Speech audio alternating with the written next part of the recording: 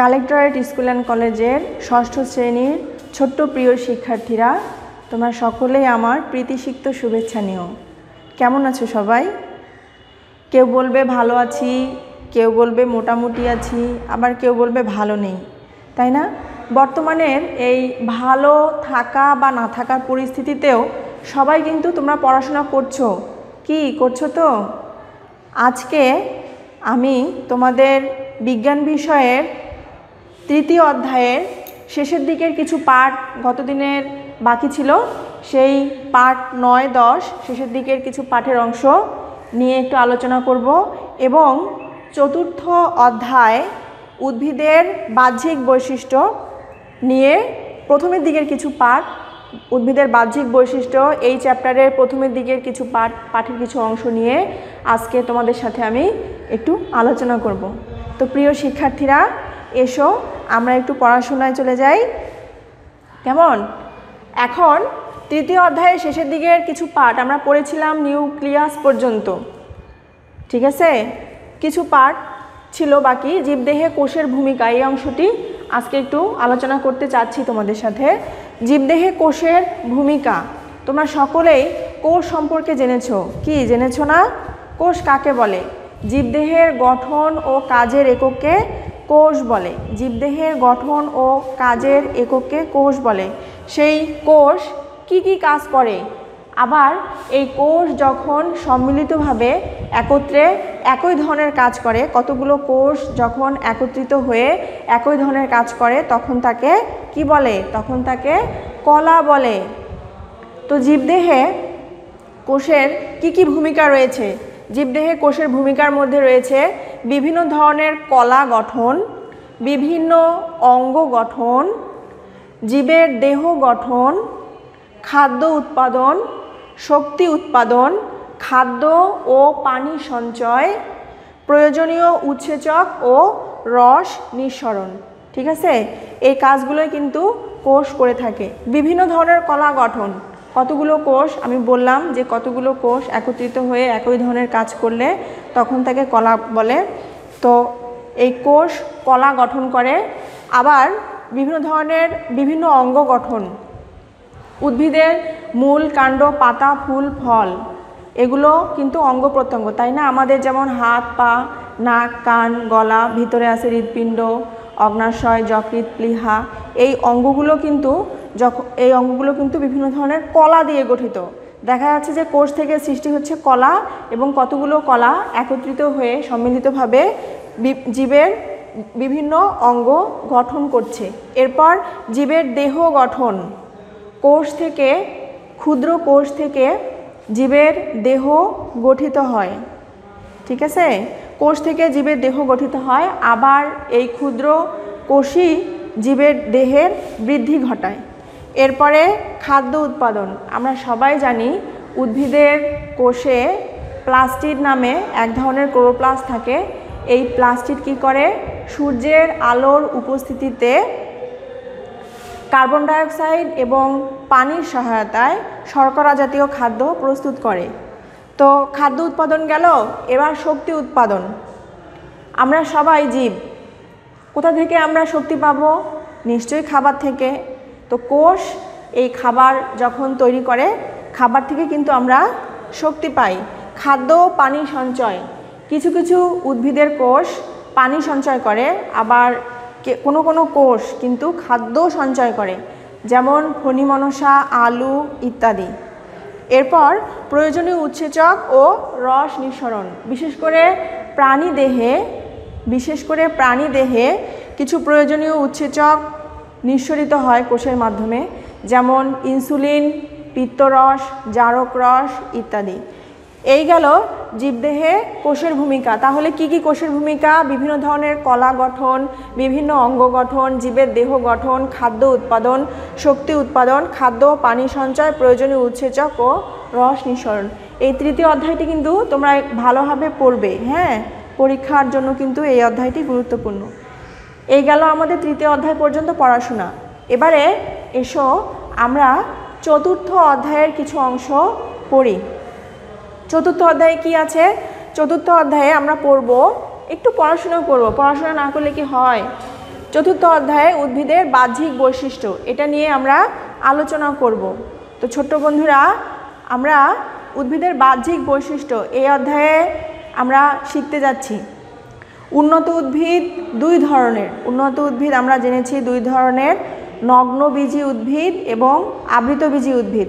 নগ্নবীজী উদ্ভিদের ফল হয় না, তাই বীজগুলো অনাবৃত থাকে, তাই একে নগ্নবীজী উদ্ভিদ বলে, যেমন পাইনাস, সাইকাস ইত্যাদি।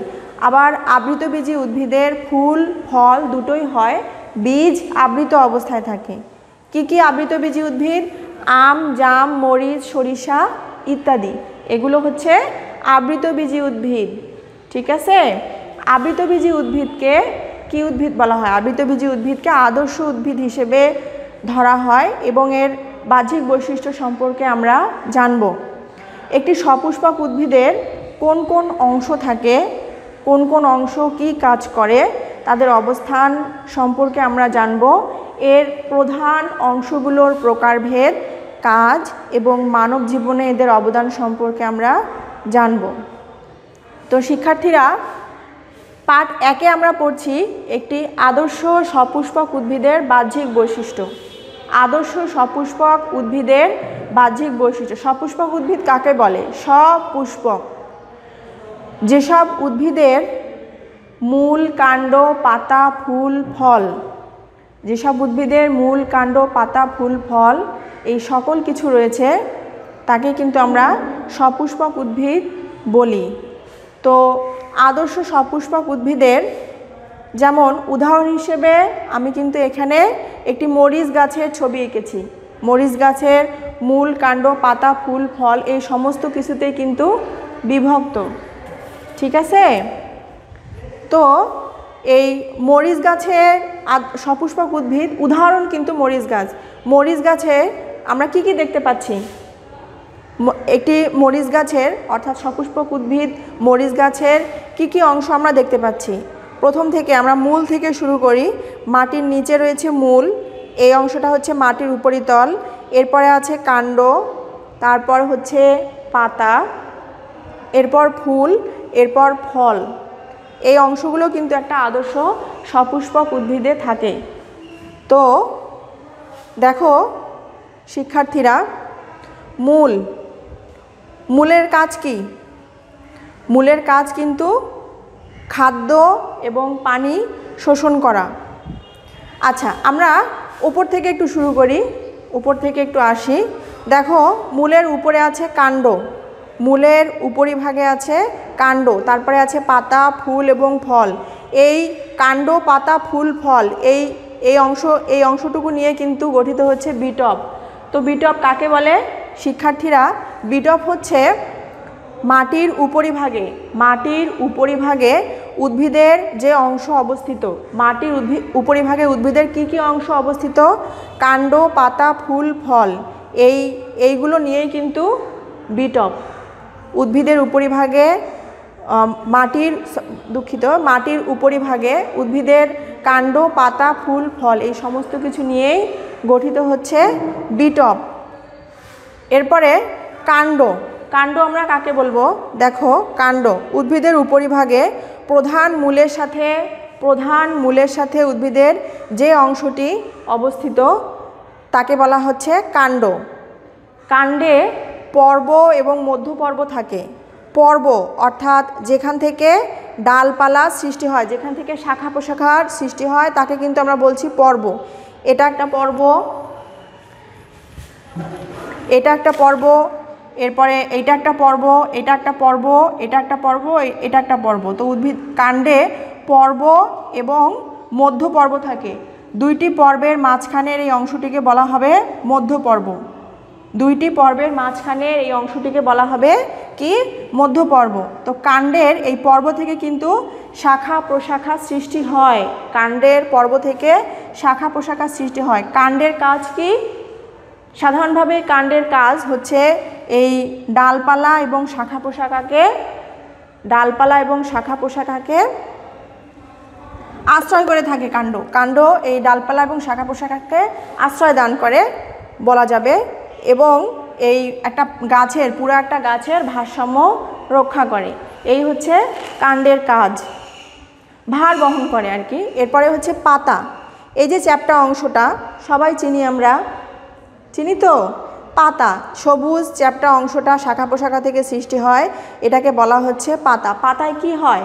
উদ্ভিদের পাতায় খাদ্য তৈরি হয়। এর আগেও আমরা পড়েছি যে কোষে যে ক্লোরোপ্লাস্ট থাকে, ক্লোরোপ্লাস্ট নামক প্লাস্টিক থাকে, সেটা খাদ্য তৈরি করে।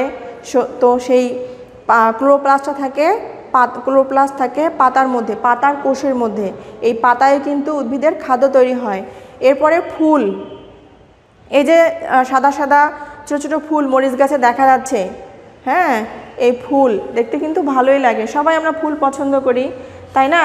ফুলে বৃতি, দল, পুংকেশর, গর্ভাশয় এগুলো থাকে। তো ফুল থেকে কি হয়? ফুল থেকে কিন্তু ফলের সৃষ্টি হয়। এরপরে হচ্ছে ফল, এই হচ্ছে ফল, মরিচ গাছের ফল। তো ফুল থেকে ফুল যখন বুড়ো হয়ে ঝরে যায়, তখন যে অংশটা থাকে সেটা কিন্তু ফলে পরিণত হয়। অর্থাৎ ফুলের গর্ভাশয়ই পরবর্তীতে ফলে পরিণত হয়, গর্ভাশয় বড় হয়ে ফলে পরিণত হয়। এরপরে হচ্ছে মূল, যে মূলটা নিয়ে আমরা আগে একটু বলেছি। তো কাকে বলে মূল?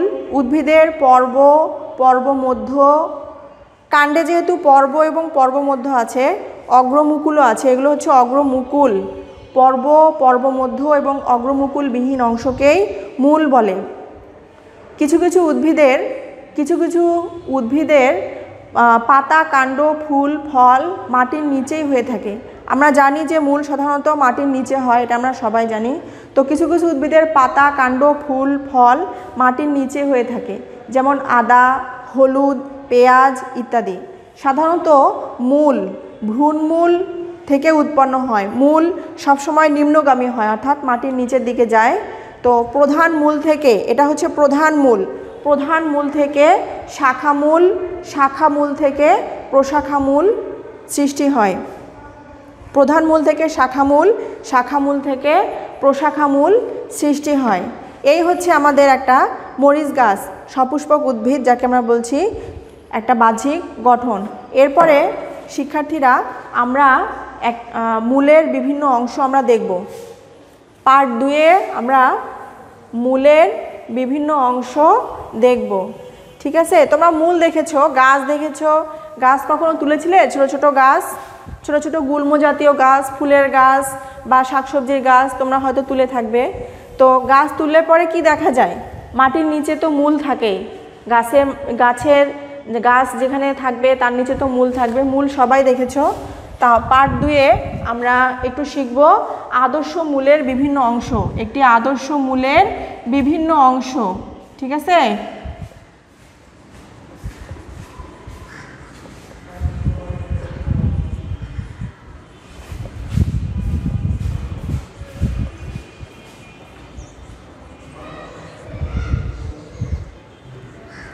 এই ছবিগুলো কিন্তু বাসায় প্র্যাকটিস করতে হবে।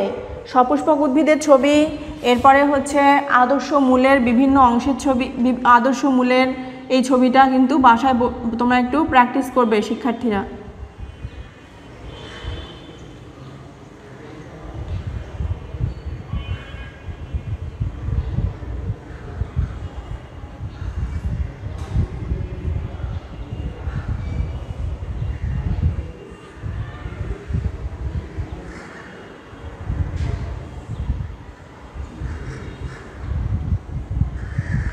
সাধারণত ভালোভাবে লক্ষ্য করলে এরকম দেখা যাবে, মূলের সঙ্গে যেহেতু মাটি লেগে থাকে তাই অনেক সময় বোঝা নাও যেতে পারে। ভালোভাবে লক্ষ্য করলে পরে এরকম মূলের মধ্যে এই জিনিসগুলো দেখা যেতে পারে। এটা কি? এটা হচ্ছে মূল টুপি, এটি হচ্ছে মূল টুপি বা মূলত্র। এরপরে এই অঞ্চলটা হচ্ছে বর্ধিষ্ণু অঞ্চল, বর্ধিষ্ণু অঞ্চল, ঠিক আছে? এরপরে হচ্ছে মূলরোম অঞ্চল, এটা হচ্ছে মূলরোম অঞ্চল, এটা হচ্ছে মূলরোম অঞ্চল। এরপর এটা হচ্ছে স্থায়ী অঞ্চল, স্থায়ী অঞ্চল। সাধারণভাবে একটা মূলে, একটি আদর্শ মূলে এই জিনিসগুলোই আমরা দেখতে পাই। শিক্ষার্থীরা এই ছবিটা কিসের? এই ছবিটা হচ্ছে আদর্শ মূলের, একটি আদর্শ মূলের বিভিন্ন অংশ, একটি আদর্শ মূলের বিভিন্ন অংশ।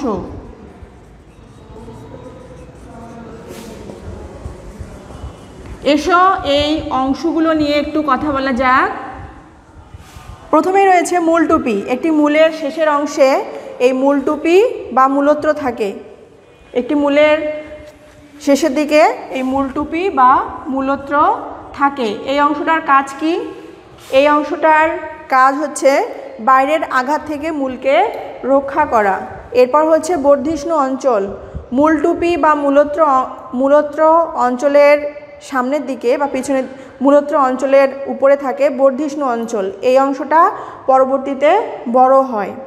এরপরে মূলরোম অঞ্চল। বর্ধিষ্ণু অঞ্চলের পরে রয়েছে মূলরোম অঞ্চল। এগুলো কিন্তু মূলরোম। এই মূলরোম দিয়ে কি হয়? এই মূলরোম দিয়ে উদ্ভিদ খনিজ লবণ এবং পানি মাটি থেকে টেনে নেয়, শোষণ করে। মূলরোম অঞ্চল দিয়ে উদ্ভিদ পানি এবং খনিজ লবণ শোষণ করে। এরপর হচ্ছে স্থায়ী অঞ্চল। এই স্থায়ী অঞ্চল থেকে প্রধান মূলের পরে এই শাখা এবং প্রশাখা মূলগুলো বের হয়। এটাই মোটামুটি একটা আদর্শ মূলের বিভিন্ন অংশ। তো শিক্ষার্থীরা পার্ট 1 এবং পার্ট 2-এ আমরা একটু পড়াশোনা করলাম। এবারে তোমাদের একটু বাড়ির কাজ দিতে চাই, ঠিক আছে? বাড়ির কাজে তোমরা কিন্তু অবহেলা করবে না। বাড়ির কাজ যতটুকু পারা যায় ততটুকু কিন্তু করবে, এতে তোমাদেরই ভালো হবে। বাড়ির কাজে কিছু প্রশ্ন দিচ্ছি, তোমরা এগুলো বাসায় বসে বসে প্র্যাকটিস করবে। বাড়ির কাজ,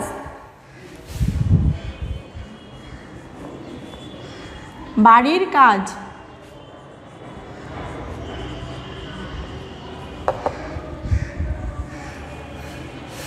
1 নাম্বার, সপুষ্পক উদ্ভিদ কি? সপুষ্পক উদ্ভিদ, সপুষ্পক উদ্ভিদ কি?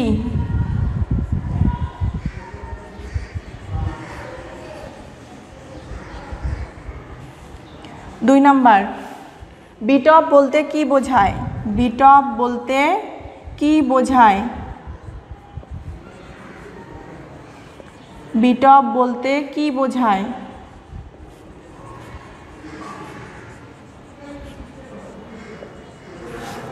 3 নাম্বার, কাণ্ড কাকে বলে?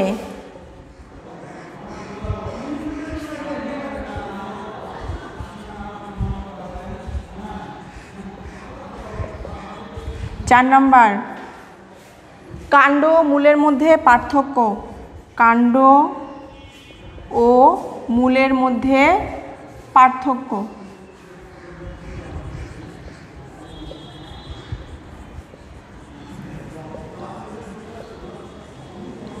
এটা লিখবে, 3-4টা পার্থক্য লিখলেই হবে। এরপর হচ্ছে কাণ্ডের গুরুত্ব।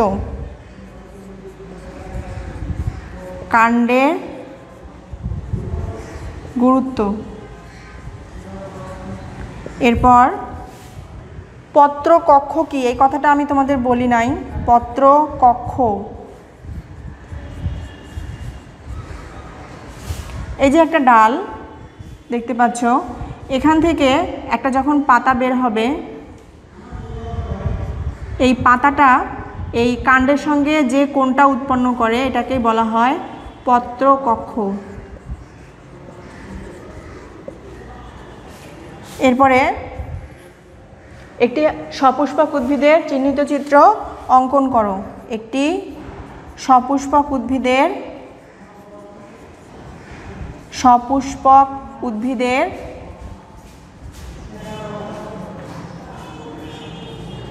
একটি সপুষ্পক উদ্ভিদের চিহ্নিত চিত্র অঙ্কন করো।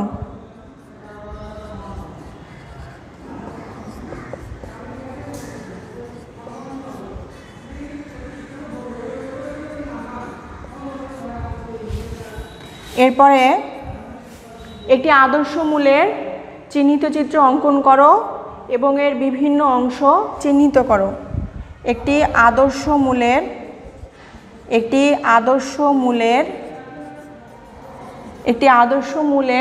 চিহ্নিত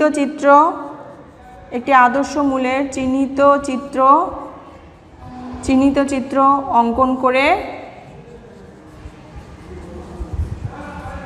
বিভিন্ন অংশ নির্দেশ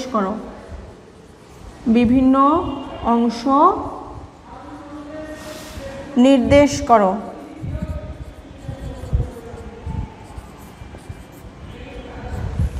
তো আমার প্রাণ প্রিয় শিক্ষার্থীরা, তোমরা এই বাড়ির কাজগুলো আশা করি করবে। বই দেখে দেখে হলেও করবে, আগে পড়বে, ভালো করে বুঝবে, তারপরে এই বাড়ির কাজগুলো তোমরা একটু চেষ্টা করলেই পারবে। আশা করি বিজ্ঞান বিষয়ের সাথে সাথে অন্যান্য সকল বিষয় তোমরা মনোযোগ সহকারে পড়বে, তোমাদের পড়াশোনাগুলো এগিয়ে নিয়ে যাবে, ঠিক আছে? সাথে সাথে বাসায় একটু খেলাধুলা করবে, একটু গান বাজনাও করতে পারো, বাবা মাকে কাজে সাহায্য করবে। সর্বোপরি সবাই খুব ভালো থাকবে, ঠিক আছে? ধন্যবাদ, তোমাদের সকলকে অনেক ধন্যবাদ।